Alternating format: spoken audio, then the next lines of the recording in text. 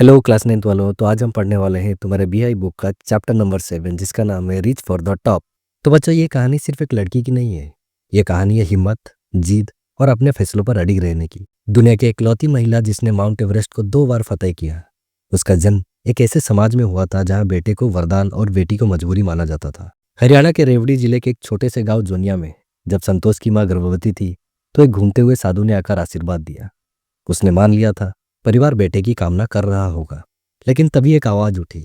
यह आवाज थी अजन्मी बच्चे की दादी की। उन्होंने साफ शब्दों में कहा, हमें बेटा नहीं चाहिए। यह सुनकर साधु भी हैरान रह गया और उसने वही आशीर्वाद दिया जिसकी मांग की गई थी।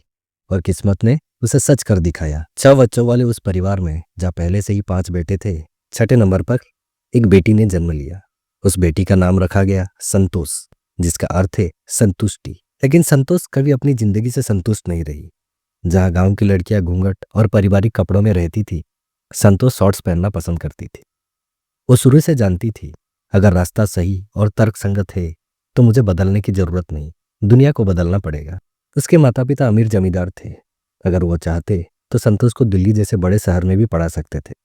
लेकिन परिवार की परंपरा के अनुसार संतोष को गांव के स्कूल में ही पढ़ना पड़ा। वो चुप रही, लेकिन कभी हार नहीं मानी। जब वो 16 साल की हुई, गांव की ज्यादातर लड़कियों की शादी हो जाती थी। अब संतोष पर भी शादी का दबाव बनने लगा, लेकिन उसके सपने इससे कई बड़े थे। उसने साफ शब्दों में कहा, अगर मुझे अच्छी शिक्षा नहीं मिली तो मैं कभी शादी ही नहीं करूंगी।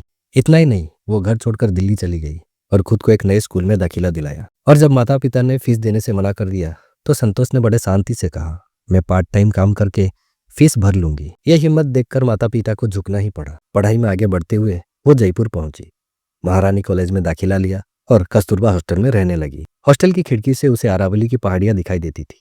वो रोज देखती थी, लोग पहाड़ पर चढ़ते हैं और कुछ देर बाद गायब हो जाते हैं। और एक दिन उसने तय कर लिया, आज मैं खुद देखूंगी। वहां उसे कुछ पर्वतारोही मिले।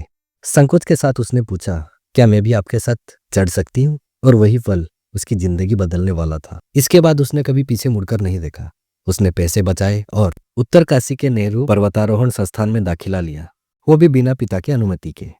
उसने पत्र लिखकर माफी मांगी, लेकिन अपने फैसले पर कायम रही। हर साल वो किसी न किसी अभियान पर जाती है। ठंड, ऊंचाई और मुश्किलों से लड़ते हुए उसकी ताकत बढ़ती गई। उसकी इच्छा शक्ति लोहे जैसे मजबूत होती जा रही थी। आखिरकार 1992 में सिर्फ 20 साल की उम्र में संतोष यादव ने माउंट एवरेस्ट को फतह कर लिया। वो दुनिया की सबसे कम उम्र की महिला बनी जिसने यह कारनामा कर लिया था। लेकिन उसकी पहचान सिर्फ शिखर तक सीमित नहीं थी। एवरेस्ट अभियान के दौरान उसने एक मरते हुए पर्वतारोही की सेवा की। हालांकि वो उसे बचा नहीं सकी, लेकिन उसने मोहन सिंह नामक एक अन्य पर्वतारोही की जान अपनी ऑक्सीजन देकर बचा ली। सिर्फ 12 महीने के भीतर वो फिर से माउंट एवरेस्ट पहुंची और इस बार इतिहास रच दिया। वो दुनिया की इकलौती ऐसी महिला बनी जिसने एवरेस्ट को 2 बार चढ़ाई की। भारत सरकार ने उन्हें पद्मश्री से सम्मानित भी किया। एवरेस्ट की चोटी पर खड़े होकर उसने भारतीय तिरंगा लहराया। वो कहती है, जब मैंने तिरंगा लहराया तो वह पल बहुत ही आध्यात्मिक था। मुझे गर्व हुआ कि मैं भारतीय हूँ। बस इतना ही नहीं, वो पर्यावरण प्रेमी भी थे। उसने हिमालय से 500 किलो कचरा नीचे उतारकर दुनिया को एक संदेश भी दिया था।